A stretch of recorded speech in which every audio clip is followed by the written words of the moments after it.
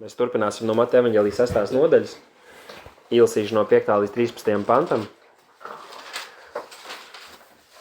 Daudz, kas mūsu dzīvē un ticības šajā laikā ir dzirdēts par lūkšanu kā elpošana. Un Bībele arī saka, ka lūkšana ir ļoti svarīga. Piemēram, Jākaba vēstulē ir rakstīts, jums nav, jo jūs nelūdzat Dievu. Un tad ir rakstīts arī, jums nav, tāpēc, ka jūs gan lūdzat, bet ar ļaunām sirdīm lūdzat. Tāpat ir rakstīts, ka daudz spēja taisnā lūkšana, kas darbojas savā spēkā. Un visos laikos tie ir Dieva vīri un sievas ir meklējuši to kungu un nākuši pie viņa lūkšanā. Bet ja mēs domājam par lūkšanu un kāpēc tā ir svarīga, un es domāju, ka šoreiz mēs tikai atklāsim šo tēmu, un varbūt ka būtu labi arī kādu citu reizi vēl paturpināt un pastudēt. Šoreiz tieši no šiem Jēzus vārdiem padomāsim. Tad kas ir lūkšana un kāpēc mēs lūdzam? Un, ja mēs atskatāmies uz radīšanas stāstu, tad tur mēs redzam Ādamu un Ievu, un viņi taču komunicēja ar Dievu. Ir rakstīts, ka Dievs kā ierasts viņš nāca un meklēja ar viņiem atkal būt kopā un komunicēt. Bet par ko viņi runāja? Kas bija tā viņu lūkšana? Kā bija viņu komunikācija ar Dievu? Jo viņiem nebija slimību. Viņiem nebija vajadzība, jo Dievs bija parūpējies par visām viņu vajadzībām. Un lielākā daļa no tām lietām, ar kurām saistās viena mūsdienu cilvēka lūkšanas dzīve, viņiem nebija. Ko viņi darīja, komunicējot ar Dievu? Un tad, ja mēs runājam par lūkšanu, tad ir tikai viens cilvēks pasaules vēsturē, kurš iespējams var iztikt bez lūkšanas. Un tas ir tas, kurš bija svēts un pilnīgs, kurš nereiz negrēkoja, šis cilvēks, Dievs, Jēzus Kristus. Bet viņa kalpošanā mēs redzam, ka tā bija viena no svarīgākajām lietām, ko viņš darīja. Ļoti bieži viņa dienas tika aizvadītas daudz pūlēs un darbā kalpošanā, kur rakstīts, ka bija pat brīži, kad viņiem nebija laika ne atpūsties, ne pašiem ēst. Un pat tad, kad viņi aizgāja nostāk, lai atpūstos, cilvēku pūļi atkal viņus atrada un viņam sirds iežēlojās, viņš tos dziedināja un kalpoja viņiem. Un viņš to darīja pat tad, kad viņam pašam bija ļoti smagi emocionāli, piemēram, pēc Jāņa Kristītāja nāves, kad viņš par to uzzināja, viņš tā kā nogāja nost no cilvēkiem, bet nākamajā brīdī tie pūļi viņu atrada un atkal viņa sirds iežēlojās. Un tādēļ mēs redzam Jēzus dzīvē, un pēc mirkļa mēs apskatīsim, ka viņam tas bija pirmajā prioritātē, nevis aiziet uz kādu teātri vai aizbraukt ceļojumā, bet viņš gāja lūkšanā, viņš gāja tuvoties tam kungam, jo tajā viņš saņēma kaut ko vairāk, kā jebkas šajā pasaulē viņam varēja dot.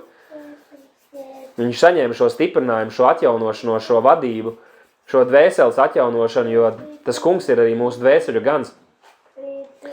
Un tāpēc, ja mēs skatāmies uz kungu Jēzu, kurš ir mūsu glābējs, un ne tikai mūsu dzīves paraugs un piemērs, jo mēs neviens nespējam dzīvot tā, kā viņš dzīvoja. Taču, skatoties uz viņu, mēs varam redzēt, ka mums ir jādarina un jālīdzinās viņam arī šajā. Un es to runāju šodien kā tāds, kuram arī ir jāpieaug, un par šo domājot un lasot un studējot, es saprotu, cik es vēl pats gribu daudz pieaugt un pielikt tajā, lai arī mana lūkšanas dzīve būtu daudz vairāk stabila un pamatīga, un lai šī lūkšana un Dieva vaiga meklēšana man būtu daudz svarīgāka par citām lietām, kuras miesīgi mēs kādreiz attaisnojam. Un izlasīšu tātad Mateja evaņģēlija 6. nodaļu no 5. līdz 13. pantam, un tad tas arī būs tas fragments, kuru mēs šodien pārdomāsim, kurus centīšos arī mācīt. Un jā, būs kaut kādas lietas un raksturvietas, ko es norādīšu ārpus šīm, lai skaidrotu šīs raksturvietas, bet nestraucieties, ja nevarat visam izsekot vai visu pierakstīt, jo pamatā šis ir tas, ko mēs arī šobrīd pārdomāsim. Un tātad iepriekš šajā svētdienā mēs runājam par šiem žēlsirdības vai žēlstības darbiem, un tagad uzreiz pēc tam, ja es runāju par šo otro disciplīnu un atcerieties, ka lūkšana ir tā, kas mums palīdz uzvarēt šo lepnību, jo cilvēks, kurš nāk pie Dieva, viņš pazemojas, viņš atzīst, ka viņam ir vajadzīgs Dievs un ka no Dieva nāk visas labās lietas. Un cilvēks, kurš pavada daudz laika uz ceļiem Dievu priekšā, viņam būs daudz mazāk problēmas ar šo lepnības grēku, dzīves lepnību, par ko arī mēs lasījām Jāņa vēstulē. Un tur rakstīts, un kad tu lūdz, tev nebūs būt kā liekuļiem, jo tie mīl lūgt stāvēdami sinagogās un ielu stūros, lai viņi no cilvēkiem var tikt redzēti. Patiesi es jums saku, viņiem ir savs atalgojums. Bet tu, kad tu lūdz, ieej savā kambarī, kad tu esi aizslēdzis savas durvis, lūdz savu tēvu, kas ir slepenībā, un tavs tēvs, kas redz slepenībā, tevi atalgos atklāti. Bet, kad jūs lūdzat, nelietojiet veltīgus atkārtojumus kā pagāni, jo viņi domā, ka tie savas daudzvārdības dēļ tiks uzklausīti. Tāpēc neesiet tiem līdzīgi, jo jūsu tēvs zina, ko jums vajag, pirms jūs viņam prasāt. Tāpēc lūdziet šādā veidā. Mūsu tēvs, kas esi debesī, svētdarīts, lai ir tavs vārds, lai nāk tava valstība, tava griba, lai tiek darīta uz zemes, kā tas ir debesī. Dod mums šodien mūsu dienascho maizi un piedod mums mūsu parādus, kā mēs piedodam saviem parādniekiem. Un neieved mūsu kārdināšanā, bet izpestī mūs no ļauna, jo tava ir valstība un spēks un godība mūžīgi. Āmen. Jā, starp citu ciemiņiem mēs tad pateiksim, kad mēs, es mācu no King James, un mēs turam to arī tādu autoritīvu bībeles tulkojumu salīdzinājumā ar latviskajiem versijām. Un pirms mēs varbūt dziļāk apskatām šo tēmu, un kā jau saku, un varu atkal atkārtot, ka, ja mēs skatāmies šo fragmentu, viņš ir tik ļoti bagātīgs un piepildīts, ka mēs varētu katram vārdam un katrai šai frāzei, šajā viņa mācītajā lūkšanā veltīt vismaz vienu vai vairākas sanāksmes, lai par tām domātu un dziļāk tās apskatītu. Un varbūt, ka Dievs dos arī mēs to darīsim. Un šoreiz mēs tā viegli pāriesim pāri un apskatīsim lielos vilcienos, ko Jēzus tur mums māca.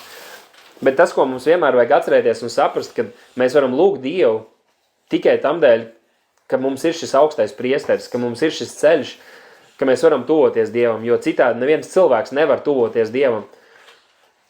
Mēs varam tuvoties Dievam tikai pa to ceļu un tādā veidā, kā viņš pats to ir noteicis. Un Bībele mums ļoti skaidri atklāja, ka mēs varam lūgt Dievu tikai Jēzus vārdā, balstoties uz to, ko viņš ir paveicis un to, ko Dieva vārds mums atklāja.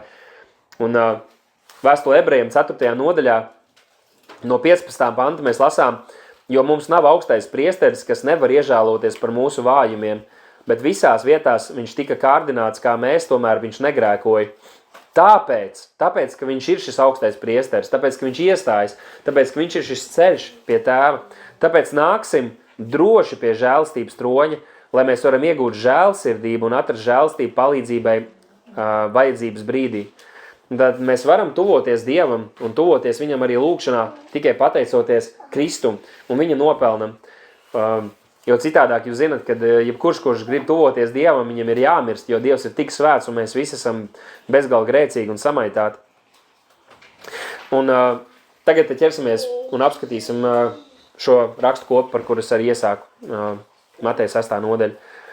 Un tātad tur Jēzus saka, un kad tu lūdz, tev nebūs būt kā liekuļiem. Tas ir liekuļi ir tie, kas izliekās, kuri rīkojas publiska veidā, kā viņi patiesībā nedzīvo.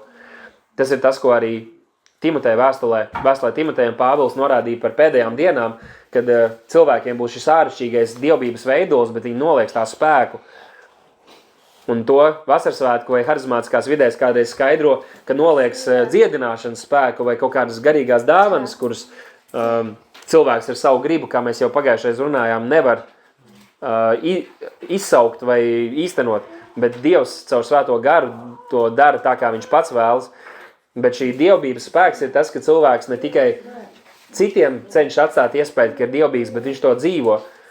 Un kā mēs zinām, mūsu patiesā dzīve atklājas tajā brīdī, nevis ko mēs darām sanāksmēs vai uz ielu stūriem, bet ko mēs darām kambarī, ko mēs darām tajā vietā un laikā, kad neviens cits neredz. Tā ir mūsu patiesā ticības dzīve.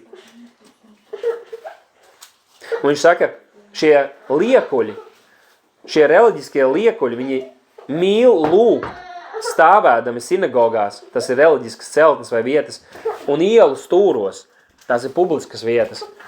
Un viņi mīl stāvēt šajās vietās un lūgt, tā kā kādā citā vietā Jēzus teica, ka šie reliģiskie līderi, līdzīgi kā šodien baznīcās, viņi tērpjas visādos tērpos, garos svārkos, tur krustos, lai izskatītos garīgāk, īpašāk par citiem, lai cilvēki skatītos viņiem un teiktu, lūk, tas ir ļoti dievbīgs cilvēks. Un Jēzus norāja viņus, un viņš saka, šie to visu dara, lai cilvēki viņus redzētu. Un tad viņš pasaka, ka šiem jau ir viņu augļi vai šī atmaksa. Un tie cilvēki, kas dara kaut kādas lietas tikai, lai atstātu iespēju uz citiem, tas arī ir viss, ko viņi saņems. Nebūs nekāda atmaksa debesīs no tēva, jo cilvēki aplaudēja, cilvēki pateica. Un bēdas arī mums, ja mēs ietu, teiksim, sludināt evaņģēliju tikai tam dēļ, lai kāds mūs redzētu, vai lai mēs izskatītos pareizāk vai taisnāk par citiem, jo tad tās ir arī viss, ko mēs saņemsim. Un tas norājums, kas nāk arī šeit, ir mums būt uzmanīgiem, ka mēs nebūtu šie liekuļi, ka mēs nenāsētu šīs maskas, lai mēs iespaidotu cilvēkus. Jo šie liekuļi viņiem bija publiskā lūkšana, bet personīgā lūkšana viņiem nebija, un tieši par to arī Jēzus tagad runās. Kad daudz svarīgāk par to, ko mēs publiski darām, ir tas, ko mēs darām personīgi. Ja vienīgā reize, kad mēs lūdzam vai vadam lūkšanā, ir tad, kad mēs esam draudzes sanāksmē, tad mēs esam liekuļi. Un Dieva vārdam mums ir jānorāja, mums ir jānožēlo un jāatgriežas. Un kāds tad ir mūsu plāns, kā mums ir jādzīvo un kā mums ir jārīkojas, to mēs lasam tālāk 6. pantā. Un tur Jēzus saka, bet tu, kad tu lūdz, ieej savā kambarī, un kad tu esi aizslēdz savas durvis, tad lūdz savu tēvu, kas ir slepenībā. Un tavs tēvs, kas redz slepenībā, tevi atalgos. Un te varbūt rodas šis jautājums, vai mums visiem ir vajadzīgs kambaris. Un ir dzirdēts stāsti, kad kāds ir dzīvojis kopmītnēs, viņš var iet toaletē lūgt, vai ja kāds dzīvo mājā, viņam ir kaut kāda lūkšana telpa garīga, kur viņš var to iet darīt. Un es nedomāju, ka šie vārdi par šo kambari burtiski nozīmē, ka katram ir vajadzīga telpa, jo Jēzus pats mums parāda piemēru, ka viņš to nedarīja telpās. Bet šī mācība vai šie vārdi vairāk runā par to, ka mums ir vajadzīga izolēta vieta, kuru mēs nākam, lai lūgtu un tuvotos tam kungam. Un arī jūsu pieredzē un daudz kādreiz stāst un runā par to, ka viņi visu laiku runājas ar Dievu. Un varbūt, ka tas tā ir, un Bībele saka, lai mēs bez mitēšanās lūdzam Dievu. Un tas nozīmē, ka visos apstākļos un vietās mūsu pirmai reakcijai būtu jābūt sarunai ar Dievu un lūkšanai. Bet Jēzus runāja par to, ka tad, kad mēs lūdzam Dievu, ka mums ir jānošķir šis laiks īpaši viņam, kad mēs pētam Dievu svētos rakstus, kad mēs tuvojamies Dievam, tad tas nevar būt starp citu, visam citam pa vidu.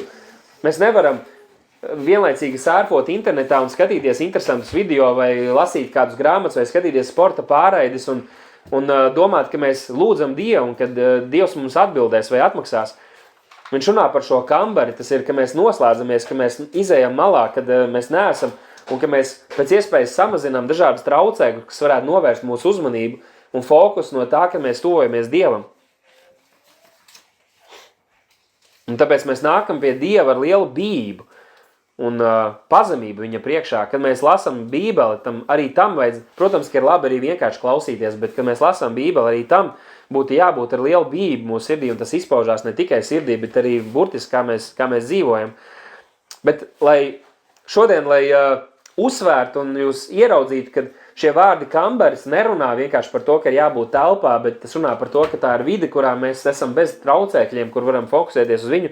Es gribu jums parādīt 3 piemērus. Un pirmais gan runās par kambari, un tas ir Daniels.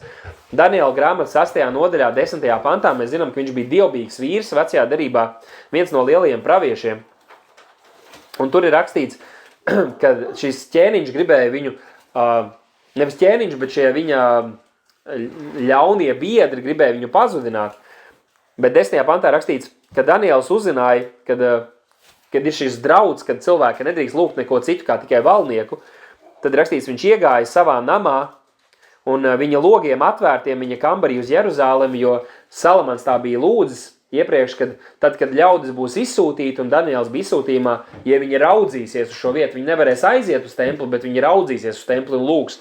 Tad, lai Dievs viņus uzklaus, un Daniels saskaņā ar to derību, zem kuras viņš bija, viņš pavēra logus skatienā uz Jeruzālemi, un viņš lūdza Dievu, paļaujoties, ka Dievs uzklausīs viņu lūgšanu. Un rakstīts, viņš nometās uz saviem ceļiem 3 reizes dienā un lūdza, un pasacījās sava Dieva priekšā, kā viņš bija darījis iepriekš. Viņam tas bija paradums, viņš katru dienu gāja un lūdza 3 reizes. Varbūt, ka bija citas lietas, kas viņa dzīvē varēja mainīties, bet visi zināja, ka 3 reizes dienā Daniels būs uz ceļiem Dievu priekšā lūkšanā.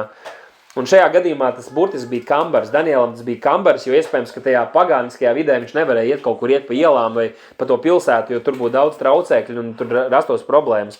Bet šī bija vieta, kas bija īpaši viņam, tam kungam. Nu, tad vēl arī Pēteris jaunajā darībā apstur darba 10. nodaļā 9. pantā. Tur ir rakstīts, ka nākamajā dienā tam aizejot, viņš tuvojās pilsētai, un Pēteris uzkāpa uz nama, lūgt ap 6. stundu.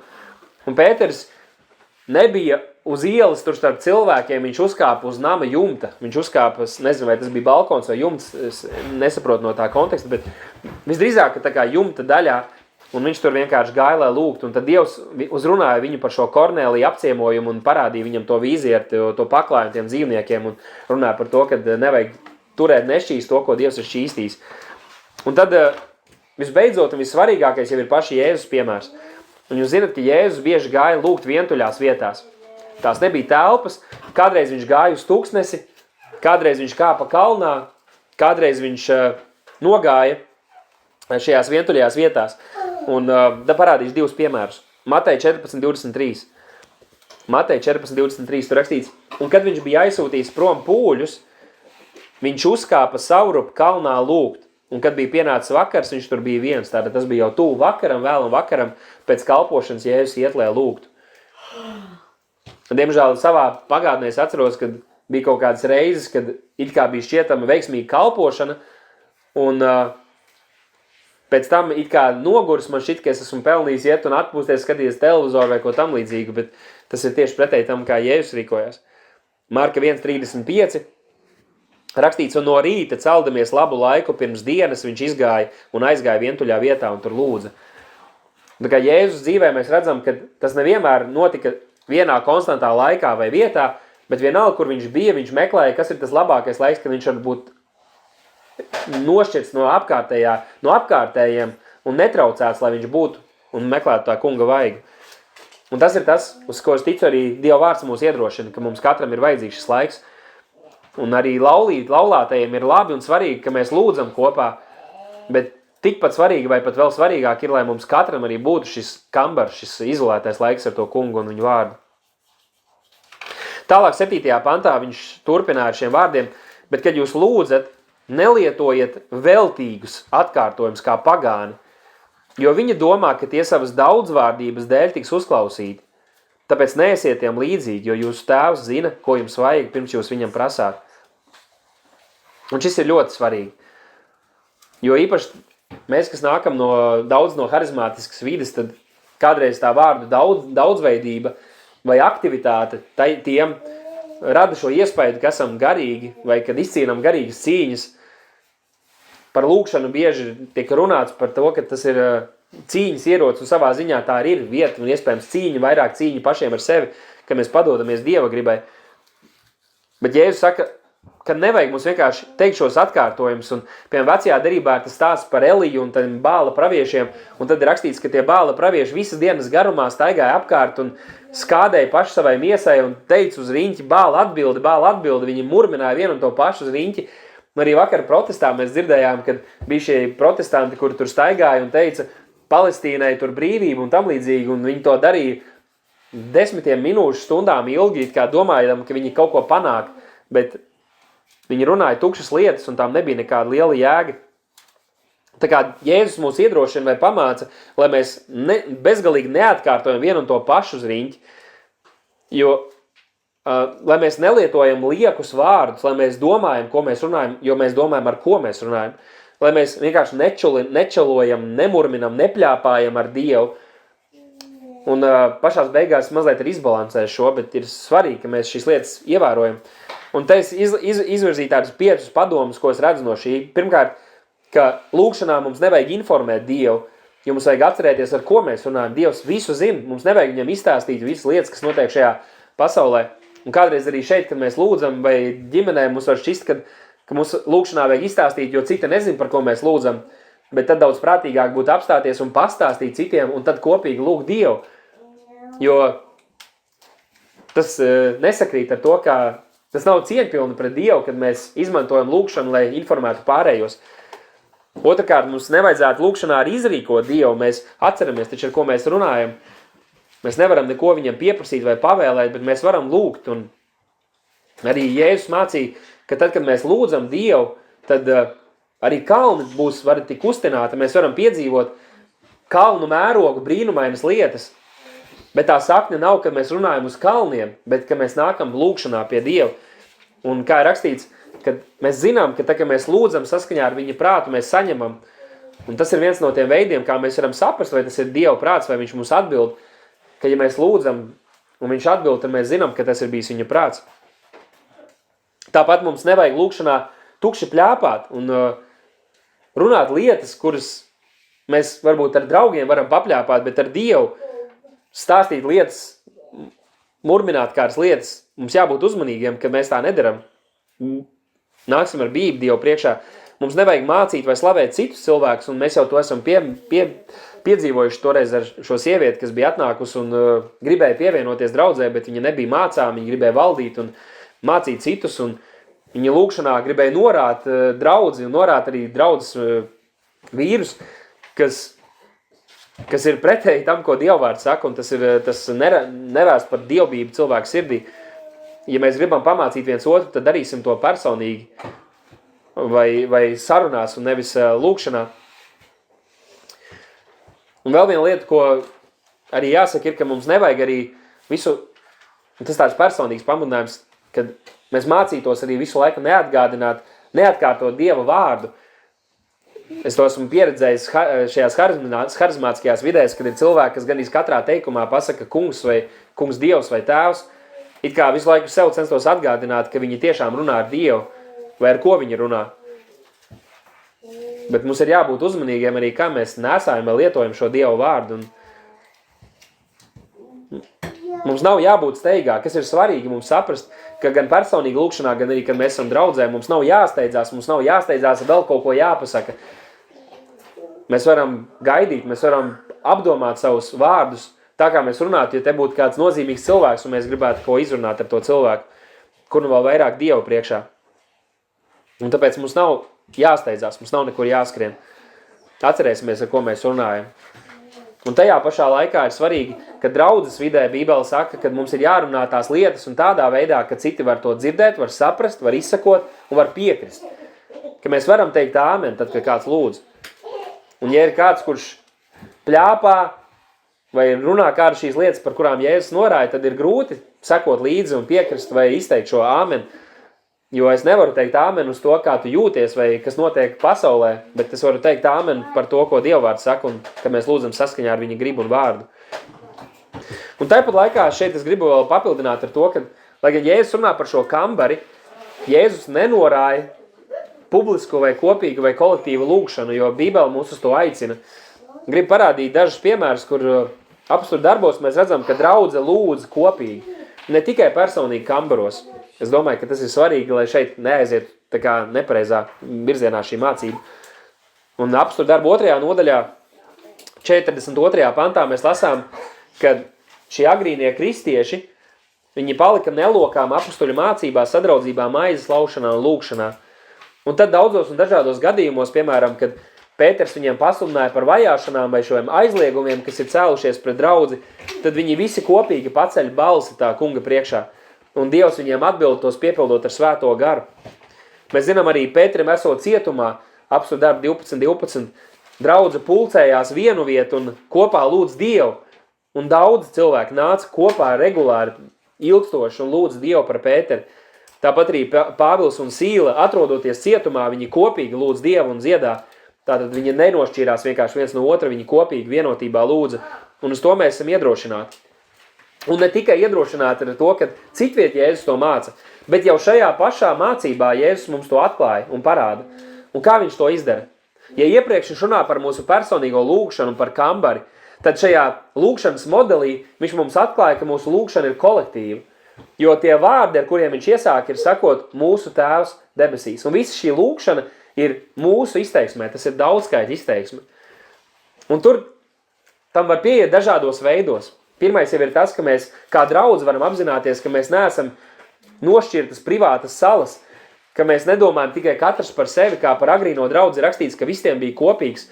Un tas nozīmē, ka mēs nākam pie Dieva kopā, mēs nākam pie Dieva apzinoties, ka mēs esam daļa no viņa draudzes, ka mēs lūdzam par dienišķo maizi, mēs nelūdzam tikai pabaro mūsu Dievs, bet jo mēs zinām, ka ja kādam ir, tad visiem ir, un ja nevienam nav, tad ja kādam nav, tad nevienam varbūt nav. Un Tur ir šī kopības sajūta, šī kopības pārliecība, bet drusku iziesim cauri, jā, un tad arī ar šo arī mēs noslēgsim šiem vārdiem, kā Jēzus mācīja lūgt, un man ir šī pārliecība, ka, un arī tajos vārdos, tāpēc lūdziet šādā veidā, Jēzus neiedeva tādu lūkšanas formulu, ko vienkārši ticīgiem vienmēr ir jāatkārto, bet viņš mācīja lūkšanas principus, kurus mēs šoreiz arī apskatīsim. Un pirmkārt viņš saka, mūsu tēvs, un par šo es esmu domājis, vai es varu lūgt kopā ar cilvēkiem, kuri nav atzimuši, vai es varu lūgt kopīgi sakot mūsu tēvs, vai es varu lūgt kopā ar kādiem, kas ir grēkā dzīvojoši ticīgie, kas sevi pasludina par ticīgiem, bet ir acīm redzamā grēkā un noliekšanā, vai būt ar tiem, kas ir maldos un lūgt kopīgi ar viņiem mūsu tēvs. Man saprašana ir, ka nevaram, jo Bībele saka, ka to, kas cilvēki, kas maldos, vienreiz, divreiz pamācīs noraidi, un arī tādu brāli, kurš sauc par brāli, bet dzīvo grēkā, ar tādu nevajag biedroties, un viņu ir jāpadzen un jāizslēdz no draudzes, un jāizdara ļaunais no sava vidus, jo ar tiem mēs nevaram kopīgi lūgt, bet ar ko mēs varam kopīgi lūgt šos vārdus mūsu tēvs? Ar tiem, kas ir patiesi Dieva bērni. Un Jēzus teica, ka viņa brāļi un māsas ir tie, kas dara viņa debes tēva prātu. Un arī Jāņa evaņģelijā 1.12 rakstīts, ka cik viņi uzņēma, tiem viņš deva varu kļūt par Dieva dēliem, tiem, kas tic uz viņa vārdu. Un 1. Jāņa 3.10 rakstīts, šajā tiek darīti redzami Dieva bērni un vēlnu bērni, kurš vien nedara taisnību nav no Dieva, nedz tas, kas nemīl savu brāli. Un mēs varam atpazīt, kur ir patiesi Dieva bērni. Nepilnīgi, bet mēs varam un mums ir pavēlēts spriest taisnīgi pēc šiem augļiem. Un tāpēc šī lūkšana mums atgādina par to, cik svarīgi un cik būtis ir tas, ka mēs esam daļa no šīs vienas miesas, kur esam savienot arī caur kristību. Esam kļuvuši par vienu maizi, par vienu miesu, savienot locekļu savā starpā. Un mēs lūdzam domājot viens par otru. Viņš saka, mūsu tēvs, kas ir debesīs, mēs nākam pie Dieva kā pie tēva, jo citi cilvēki nevar pie Dieva nākt. Jūs zinat, islāmā ir, piemēram, šī mācība, kad viņu dievam Allaham nav bērnu. Līdz ar to neviens nevar viņu saukt par tēvu. Arī katoļu šajā reliģijas mācībā, maldu mācībā, viņiem ir šī pārliecība, ka viņiem ir vajadzīgi svētie vai Marija, kuri iestājas par viņiem, jo viņi nevar nākt pie Dieva kā pie tēva, bet mēs, kas esam atzimuši no Dieva, mēs varam lūgt Dievu un kā tēvu nākt pie viņa, jo caur svēto garu esam adoptēti, esam darīti par viņa bērniem. Un tas ir tas, ar ko iesāk šī lūkšana, šo pārliecību no šī statusa, kad caur Dieva žēlstību mēs esam kļuvuši par Dieva bērniem, un viņš ir mūsu tēvs, un kā pie tēva mēs nākam. Tālāk viņš saka, svētdarīts, lai ir tavs vārds, un arī par šo mēs varētu daudz runāt, bet Bībele saka, ka Dievs visu dara savam godam, un viņš savu godu ar nevienu nedalīs. Un jau pašā sākumā mēs apliecinām un pasakam, ka lai viņa vārds ir svēts, ir nošķirts no visa, kas ir apkārt, lai tas ir vissvarīgākais, un lai šī lūkšana mūsu dzīve ir padota tam, ka viņa vārds būtu pagodināts. Un ikdienas mums ir jāapliecina to un jāatzīst tas, ka viņa vārds ir svēts, un tikai viņš ir svēts, un ne mēs vai kaut kas cits šajā pasaulē. Un lai mūsu dzīves pagodina viņa vārdu, un viņa vārds ir pāri visam. Tālāk viņš lūdz, lai nāk tava valstība. Un tas mums atgādina to, ka viņa valstība ir pāri visām valstībām, ka viņš valda, viņš ir debesīs, un viņš valda, viņš dara visu, ko viņš vēlas. Un mēs kā viņa draudz, un mēs kā viņa draudzes daļa, mēs padodamies šai viņa valstībai, mēs lūdzam, ka tas, kāda ir viņa griba un kā viņš vēlas, lai mēs kā viņa draudz darbojamies, lai tas tā notikt arī mūsu vidū. Un tāpat laikā šī lūkšana ir par to, lai nāk viņa valstība, jo arī Atklāsmes grāmatas noslēgumā ir teicis, ka gars un draudze saka, nāc, kungs Jēzu. Mēs gaidām, kad viņa valstība atnāks pilnā veidā, un viņš valdīs un ieviesīs kārtību šajā pasaulē, un mēs valdīsim līdz ar viņu. Un tālāk viņš lūdz, tava griba, lai tiek darīt uz zemes, kā tas ir debesīs. Un par šo mēs daudz arī lūdzam un atgādinam viens otram, ka mūsu lūkšana nav, lai piepildās tas, kā mēs gribam, vai tas, ko citi cilvēki, vai ko mūsu valsts ierēģi vēlas, bet lai notiek tas, ko Dievs vēlas. Un tā griba notiks tik un tā, bet mums ir svarīgi tai padoties un ar savu gribu pakļaut viņa gribai. Un vienalga, ko viņš lemtu, vai tas būtu dzīvot mierā, vai varbūt kara apstākļos, ka mēs padotos un pieņemtu vienalga, ko viņš dara. Un Jēzus arī Ģedzemanas dārzā mums parādīja šo piemēru, kad viņš teica, Ja ir iespējams, lai tas kaus paiet man garām, bet ne mans prāts, bet tavs prāts, lai notiek. Un sekojot Kristus piemēram, arī mēs nododam savu gribu un savu prātu viņa prātam. Tālāk viņš runā par šo dienišķo maizi. Viņš lūdz šo dienišķo maizi dod mums ikdienas. Un tas mums atgādina, ka katru dienu mums ir jāatgādina sev un jānāk pie Dieva, labi apzinoties, ka viss labais mūsu dzīvē ir no viņa. Katra diena, kā mēs zinām, veselība, dzīvība, iespēja nopelnīt, sagādāt šo iztiku mūsu ģimenei un darīt labus darbus, tas ir tikai no Dieva. Un mēs nedrīkstam nekad palikt neatkarīgi no viņa un aizmirst to, ka mēs viņam to prasām un no viņa to sagaidam un no viņa to saņemam. Un ja no viņa to saņemam, tad mēs apzināmies, ka tas viss ir viņa. Kā jūs zinat, Dievam pieder ne tikai 10% no mūsu ienākumiem, bet pieder viss, kas mums ir. Un nekas tas nav mūsu, mēs esam tikai pārvaldnieki, un viņš nāks un norēķināsies, kā mēs to esam pārvaldījuši, vai saskaņā ar viņa gribu vai nē. Zinat, arī vecākajam dēlam tēvs visu bija devis, bet viņš dzīvoja tā, kā tēvs viņu būtu aplaupījis, un nebūtu viņam devis nekā, bet Bībele saka, ka Dievs mums ir devis visu labu baudīt. Tāpat laikā rakstīts arī, ka mums ir jābūt bagātiem labos darbos, un tieši tas ir tas, kā mēs varam būt bagāti debesīs.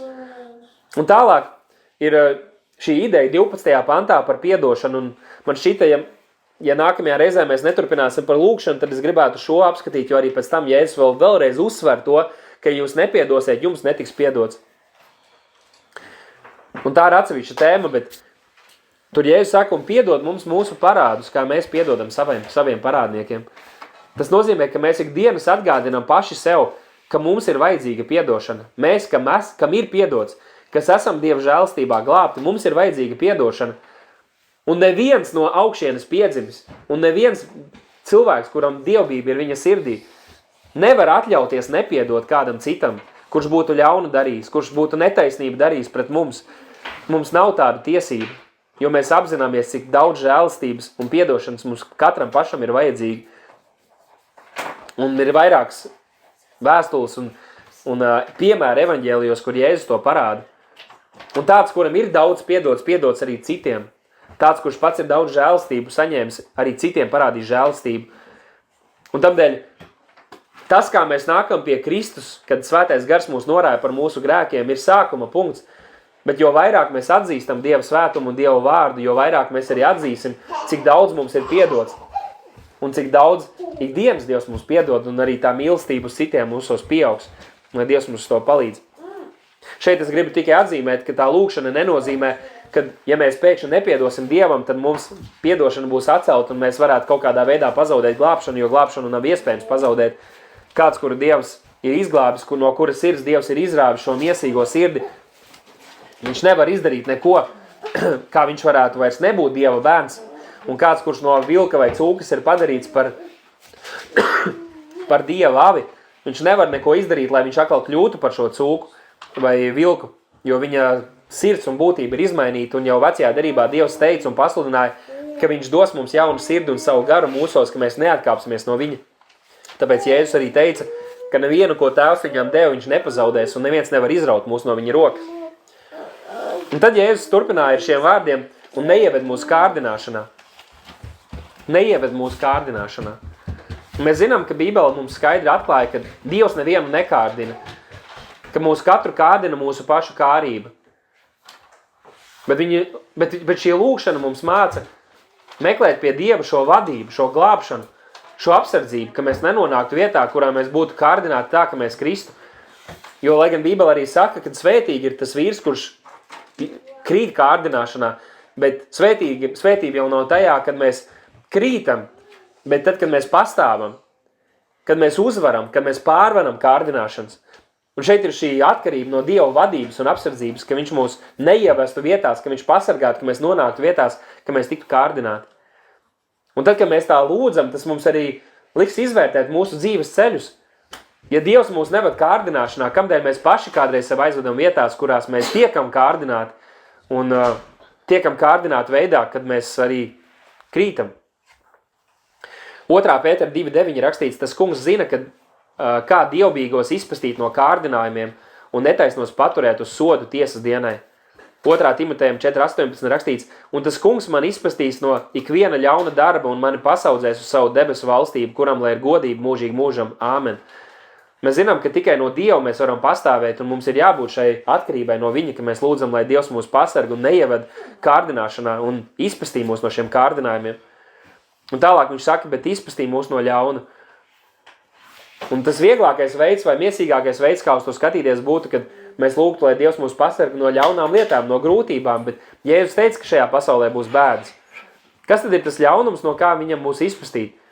Un pamatā tā ir šī svētapšana, kad Dievs mūs atpastī no vēlna uzbrukumiem, kad Dievs mūs pasarga no grēka, kad Dievs mūs pasarga no tā, ka mēs nomaldītos no patiesības ceļa. Arī Jāņa evaņģēlija 17. nodaļā Jēzus, kā mēs šodien arī dzirdējām, lūdza, ne lai Tēvs mūs izņem no pasaules, bet lai viņš mūs pasargā no ļaunā. 2. Tesaloniķiešiem 3.3 rakstīts, bet tas kungs ir uzticams, kurš jūs nostiprinās un jūs pasargās no ļauna. Viņš ir tas, kurš mūs var pasargāt, ne mēs paši. Neviens mēs neesam tik stipri, ka mēs varētu uzvarēt vēlnu. Jūs zināt, ir šī harizmātiskajā vidē, viņi saista vēlnu un padzena vēlnu, bet neviens mēs nevaram to izdarīt. Tikai tas kungs var apsaukt vai saistīt vēlnu, viņš to arī izdarīs viņā dienā. Bet arī šajā laikā tas kungs mūs pasargā, mums ir jāmeklē pie viņa šī palīdzība un drošība. 1. Jāņa 5.18 rakstīts, un šis ir ļoti svarīgi. Mēs zinām, ka tas, kas vien ir dzimis no Dieva, negrēko vai neturpina dzīvot grēkā, bet tas, kas ir dzemdināts no Dieva, sargā sevi, un tas nelietīgais to neaizskar. Tāpēc nekāds ļaunais vai dēmonu spēki nevar nemaz mūs pieskarties, jo Dievs ir tas, kas mūs sargā, ja mēs piederam viņam. Un tālāk, Jēzus noslēdz šo lūkšanas modeli ar šiem vārdiem, jo tava ir valstība un spēks un godība mūžīgi mūžos. Atcerieties, ka lūkšana iesākas mums atzīstot to, kas viņš ir, ka viņš ir mūsu tēvs un ka viņa vārds ir svētdarīts. Mēs nevaram viņa vārdu padarīt svētāku, mēs tikai varam atzīt, ka viņš jau ir svēts un nav neviens cits svēts šajā pasaulē. Un mēs noslēdzam lūkšanu atzīstot, ka viņam pieder visa valdīšana, viss spēks un visa godība. Lai gan šobrīd dzīvojot šajā pasaulē, tas tā nešķiet, jo ir valdības un varas un oligarki un spēki, kas šķiet valda un nosaka lietas šajā pasaulē. Bet mēs atzīstam, ka viņam pieder valdīšana un spēks pāri visam. Un kādu dienu arī visi cilvēki pasaulē to atzīs. Un man patīk, ka tā lūkšana noslēdz ar šiem vārdiem āmen. Jo tas, kad esam lūguši bibliski un saskaņā ar Dievu vārdu, mēs varam tam piekrist pilnīgi un teikt, lai tas notiek un piepildās. Un tātad šajā lūkšanā es centos izdalīt, kas ir tās grupas, tā kā secīgi, par kurām mums ir jādomā, kad mēs lūdzam. Un pirmkārt ir šī tuvošanās, ir šis konteksts, ka mēs atzīstam to, kas viņš ir, kas mēs esam, ka mēs nākam pie viņa, šī tuvošanās. Pēc tam mēs atzīstam viņa pārākumu. Atzīstam, ka viņš ir svēts un viņa vārds ir godināts. Un arī mūsu dzīvēm mums visu ir jādara Jēzus vārdā. Pēc tam mēs pakļaujamies viņam. Pēc tam mēs lūdzam par apgādību. Esam atkarīgi no viņa, mēs paļaujamies uz viņu. Pēc tam mēs lūdzam piedošanu un žēlistību. Un lūdzam, lai Dievs dod arī mums spēku piedot citiem. Pēc tam mēs lūdzam par apsardzību, par vadību. Un tad šīs lietas ir svarīgas. Un mūsu lūgšana noslēdzas ar šo Dievu godināšanu. Un, protams, ka Bībele vēl daudz lietas mums māca par lūkšanu. Piemēram, Pāvils mācīja, ka mums ir jālūdz par ticīgajiem un par cilvēkiem mums līdzās un par tiem, kas augstos amatos. Un tas nav iekļauts šajā lūkšanā, bet arī tās ir lietas, par kurām mums ir jālūdz. Bet šo runu un šo mācību es gribēju noslēgt vēl ar kādu aspektu, kas, man liekas, ir būtisks mūsu personīgā lūkšanas dzīvē. Un tas ir, ka mums ir jāizskrata savu sirds Dieva priekšā, ka mums ir jāizlej savu sirds Dieva priekšā. Un ir vairākas raksturvietas, kas par to runā. Es izcelšu vienu, tas ir 72. psalms, 8. pants. Un tur rakstīts, paļaujieties uz viņu visos laikos, jūs ļaudis, un izlejiet savu sirdi viņa priekšā. Dievs ir patvērums priekš mums, Sela. Tad Bībele mūs iedrošina lūgt un izklāt savu sirdi. Un lai gan, jā, Bībelē mēs redzam šos principus un mums būtu jāņem tie vērā, mums nevajadzētu ar šo mācību aiziet tik tālu, ka mēs baidītos runāt ar Dievu vai lūgt viņu, ka mēs kaut ko nepasakam nepareizi. Jo mums pieaugot saprašanā un pieaugot ticībā arī mūsu lūgšana mainīsies. Bet neviens tēvs nesagaida, kad viņu 3-gadīgais bērns ar viņu varēs komunicēt tādā pat līmenī un tādā pat veidā, kā tas, kuram jau ir 30. Bet šis princips par mūsu sirds izliešanu, tas ir ļoti svarīgs. Manuprāt, tas ir ļoti svarīgs. Un īpaši mums vīriem ir jāmācās. Jo mums nepatīk runāt par to, kā mēs ejam cauri, kas mūs satrauc, varbūt par ko mēs baidamies. Bet Dievs grib, lai mēs nākam pie viņa ar šīm lietām, lai mēs viņam par to stāstam. Un mēs jau zinām, ka lūkšana nav tikai mūsu pašu runāšana. Tā ir tikai daļa no tās, ir arī laiks, kad mēs klausamies, kad mēs esam rāmi Dievu priekšā un varam pārdomāt Dievu vārdu. Bet Bībele mūs iedrošina, lai mēs izkratam savu sirds Dievu priekšā, izlējam tās. Un man šķiet, ka ļoti labs piemērs ir atrodams 1. Samuela grāmatā 1. nodaļā. 1. Samuelam 1:13. Un tieši pateicoties šādai sirds izliešanai, Samuels ienāk šajā pasaulē. Es jums to parādīšu. Jo viņa māte Hanna vai Anna jau bija lielākā vecumā, viņai nebija bērnu. Un viņa par to lūdza, viņa par to nāca pie tā kunga un rakstīts, viņa izlēja savu sirdi, izskatīja savu sirdi Dievu priekšā, savu dvēseli. Tātad 1. Samuela 1:13. Tad Hanna, viņa runāja savā sirdī. Tikai viņas lūpas kustējās, tāda viņa pat nerunāja skaļi. Un mēs zinām, ka Jēzus, kad viņš gāja vientuļās vietās, viņš lūdza skaļi. Un tas noteikti atšķirās no tā savaldīgā Jēzus, kāds viņš bija, kad viņš bija cilvēku vidē. Viņš gāja kaut kur viņš varēja brīvi lūgt un arī saukt un izkliegt varbūt lietas. Viņš ar skaļu balsi piesauc to kungu. Un šeit šī Hanna vai Anna, viņa lūdz savā sirdē un viņa atļaujas tikai, ka viņas lūpas kustās. Viņas balss netika dzirdēta. Tāpēc Ēlis domāja, ka viņa ir bijusi piedzērusies. Un Ēlis viņai sacīja, cik ilgi tu būsi piedzērusies? Atstum no sevis savu vīnu. Un tad Hanna atbildēja un sacīja, nē, mans kungs, es esmu noskumuša gara sieviete. Es neesmu dzērusi nec vīnu, ne stipru dzērienu. Bet es esmu izlējusi savu dvēseli tā kunga priekšā. Un viņa nāca, viņa izlēja savu sirdi Dievu priekšā. Un kā mēs zinām, vecajā derībā Dieva klātbūtne un lūkšana vairāk saistījās ar šo templi vai pēc tam sinagogām, kur cilvēki nāca. Bet Jēzus teica, ka pienāks laiks, ka cilvēki vairs nemeklēs Dievu vai netuvosies Dievam kaut kādos kalnos vai ēkās, bet garā un patiesībā. Un tieši tamdēļ mēs varam iet savos kambaros, mēs varam iet uz mežiem, mēs varam iet uz jumtiem vai balkoniem vai toaletēs vai citās vietās un nākt pie tā kunga. Un meklēt tā kunga vaigu un izklāt savus sirdis viņa priekšā. Un viņš ir pagodināts, kad mēs to daram. Un varbūt, ka jums arī kādreiz ir bijusi tāda atklāta saruna ar citiem cilvēkiem, kad esat dalījušies ar to, kas ir jūsu sirdī. Arī tad jau tā nav vienkārši nesavaldīga pļāpāšana vai emociju izgāšana. Mēs arī domājam, kā mēs izpaužam savu sirds sāpes un pārdzīvojumus. Bet uz ko tas iedrošina? Tas iedrošina, ka mēs esam atklāti un godīgi Dievu priekšā. Jo Dievs jau zina, bet tas, ka mēs varam nākt pie viņu un atzīties un izstāstīt par tām lietām, par kurām mēs pārdzīvojam, par kurām mēs baidamies, par kurām mēs pārdzīvojam, kur mums nav gudrības. Un mēs varam lūgt viņam. Tad Dievam tas ir labi patīkam. Dievam tas ir labi patīkam. Mums nav jādomā, lai mēs visu daram tikai pareizi. Un tāpēc, kad mēs sanākam kopā un kad mēs lūdzam, mums visam ir jānotiek draudzes uztaisīšanai, arī lūkšanai. Un arī šī var būt vieta, kur mēs nožēlojam grēkus, kur mēs atzīstamies lietās, kur mēs iestājamies par kaut ko un lūdzam saskaņā ar Dievu vārdu.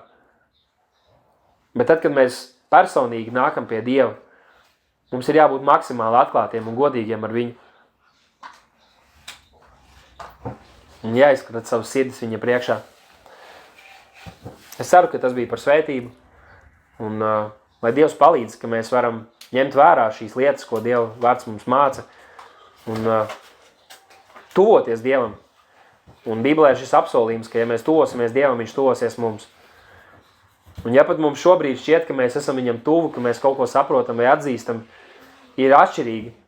Ir liela atšķirība, vai mums vienkārši ir atziņa un saprašana, vai mums ir tuvas attiecības ar Dievu.